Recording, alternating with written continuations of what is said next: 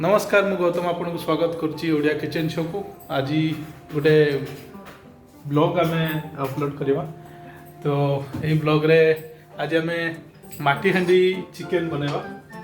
तो जो आपण मैंने देखिपे यहाँ आमर गोटे छोट किचन ये आम नॉर्मली वीडियो बनाऊ मोबाइल ही बनाऊ डेफिनेटली। सो छोट किचन आमर सो जो कि देखिपी मधुमिता मैडम बहुत बिजी अच्छा से बिजी भी हबार अभिनय कर क्लासेस आजिकल नौ। तो नॉर्मली किचन रे मु ही सब किछि करे सकाळु ब्रेकफास्ट पाखु आरंभ करके डिनर सब किछि मु ही करे।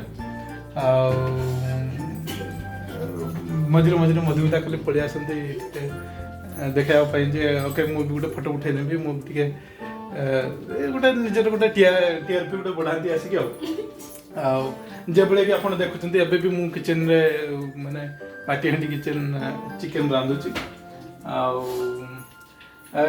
आपन मु कहूँ ना आज केमतिका रांधती आप जापर मुझे केत बड़ एक्सपर्ट। हाँ यहाँ भी मुही कही केमतिका माने तेल पकईकि ये करते। हाँ तो ये सब जिनस मु बहुत एक्सपर्ट। कौन तेल पड़ी सोरिष तेल पड़ी चिकेन। हाँ सोरिष तेल पड़ी तो मुझे टेस्ट करी कौन से जानते ना। तो जो कि आप देखुंती चिकेन टाक आम हल्का फ्राए कर रखीचे मु करी धनिया पत्र को आम काटिक रखीचे मु काटी। तो बिलाती अल्प टिके काटीचे एटा ए पेस्टा कौन करथली मु कहलो एटा अदा रसुन आ गरम मसला सब एटा अदा रसुन गरम मसला सब फ्राई करके मु रखितली। आ एदर कोन अछि एरो पियाज टमाटो पेस्ट मु करथली बहुत हे गेला। पियाज भी छोटा छोटा हम काटी के रखिचे आ आलू को भी हल्का फ्राई कर देचे गोटे टेस्ट करके देखिबा केते भल सॉरी हिसाब रही 1 2 3 4 5 6 हिसाब रही मधुमिता 3टा मोर 3टा। सो आसंतु मु आज आपन को रुसई करके देखौची एतरु टिके टिके धुआं बारलानी ब्लॉग टा आरंभ होइছে तो मधुमिता एबे माने काम करिवार पूरा व्यस्त हो जंती नहले मु ही करे देखा भी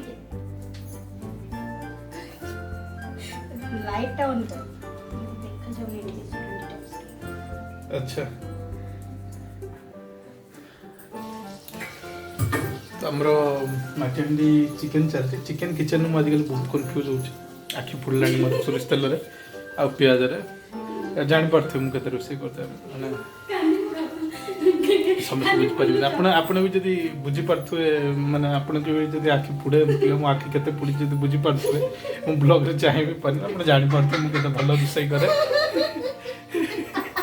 तो बाबू जी गोटे हेलमेट पिंधि के बसिबे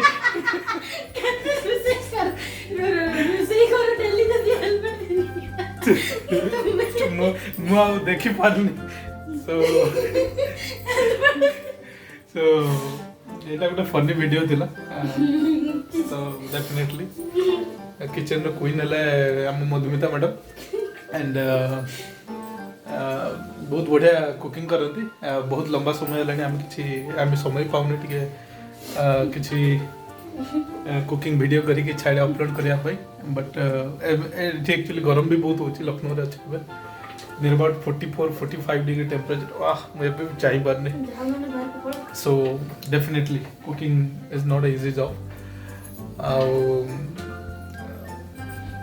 मुझे एमती टहला भी करे प्याज टिके बिलाती टिके काटी दी आते कि हेल्प कर पारे मैरिज पूर्व करी रोसई करी सब किसी करी टिफिन नहीं कि ऑफिस जाऊली बट मधुमिता मैडम पूरा टेक ओवर कर नहीं मत टाणी नहीं किचन बाहर। सो आशा करें आपको वीडियो भल लगी।